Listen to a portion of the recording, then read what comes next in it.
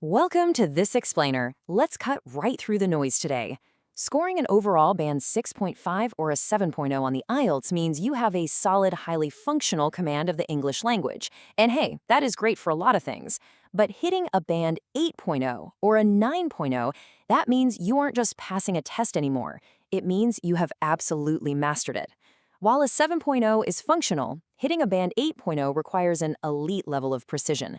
It literally means your margins for error are razor thin, and that's exactly what we're gonna conquer right now. Here is our macro strategy roadmap for today. We'll be hitting 1. The band 8.0 reality, 2. The 36 plus rule, 3. Writing precision, 4. Speaking fluidity, and finally 5. The micro routine plan. So let's start with section 1, the band 8.0 reality. To hit that dream score, your minimum target profile needs to be highly calculated. Think of it like a strict mathematical formula. In your receptive skills, you need near-perfect marks. We're talking 37 to 40 correct in listening for an 8.5 and 35 to 40 in reading for an 8.0. Then, for your productive skills, writing demands elite precision with absolutely zero mechanical, memorized templates. And speaking? That requires natural, idiomatic fluidity with zero hesitation. That is your baseline reality. Moving right into section 2, the 36 plus rule. If you want to build a safety cushion for those highly subjective writing and speaking tests, you have to aim for a very specific magic number, and that number is 36. You need a minimum of 36 out of 40 in both reading and listening. Why? Well, because these modules are completely objective. There is absolutely no examiner bias. There's no subjective style grading. It is either right or it is wrong. Securing that 36 is your ultimate shield. But getting there means dodging some massive traps. Let's be real, you aren't failing the listening module because you don't understand the audio. You're failing because of distractors. The speakers will confidently state an answer, pause for a second, and then immediately correct themselves. They'll say something like, let's meet at 4 p.m. Oh wait, sorry, I forgot I have a doctor's appointment. Let's make it 5 p.m. Band 8.0 candidates actually train their ears to combat this by listening to the absolute end of the thought block before they write a single thing down. These traps continue right into the reading module. If you try to savor every word and read the text like a best-selling novel, you are going to run out of time, plain and simple. Instead, you have to treat the reading test as a highly tactical scanning operation. You are actively hunting for synonyms and parallel expressions. Mastering parallel phrasing is the absolute fastest way to clear those 36 marks on test day. If a test question uses the phrase profoundly negative impact, the passage is definitely not going to say that. It will say something slightly different, like adverse socioeconomic repercussions. You have to wire your brain to instantly link these concepts together. Let's dive into section 3, writing, precision over complexity. Okay, there is a massive trap keeping so many smart candidates stuck at a 6.5. They try to write like some 19th century philosopher. They mistakenly think that more complex automatically means a better score. But if we look at the official examiner criteria, an 8.0 is defined by precision and natural control. If your vocabulary feels forced, memorized, or unnatural, your score is going to tank, regardless of how fancy the words actually are. To secure an 8.0 trajectory here, you must execute 3 non-negotiable rules. Rule 1. Eliminate thesaurus overload. Please, stop dropping obscure terms like plethora just because you think they sound impressive. Unless they are textually flawless in that specific context, leave them out. Instead, stick strictly to precise, topic-specific collocations.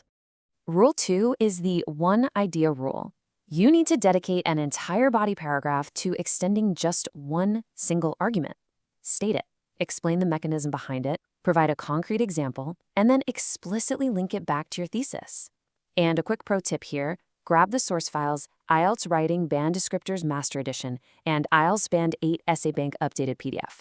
Reading those will show you real examiner walkthroughs of these exact rules in action. It's a total game changer. And here is Rule 3, sustain flawless register control.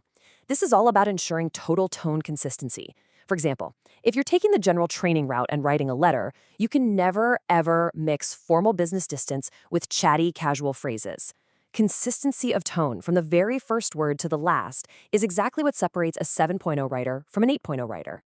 All right, moving to section 4, speaking, fluidity, not performance. The single biggest mistake candidates make is viewing the speaking test as an intense police interrogation or some kind of acting performance where you have to put on a fake persona. It is neither of those things. The winning strategy is treating it as a structured conversation. An 8.0 speaker simply sounds like they're chatting with a colleague over a cup of coffee. They're relaxed, confident, and natural, not reciting a memorized textbook. To achieve this effortless conversational flow, you have to master modern, unobtrusive idiomatic language. Do not walk into that room and say, well, it's raining cats and dogs. It sounds incredibly old-fashioned and unnatural to a modern ear. You want to use phrases that slide right into your sentences without drawing too much attention to themselves. Using a natural conversational filter actually proves to the examiner that your English flows automatically. Saying something like, to be perfectly honest, I've never given it much thought, but if I had to choose, gives you a few crucial seconds to think about your actual answer, all while demonstrating incredibly high-level, natural fluency.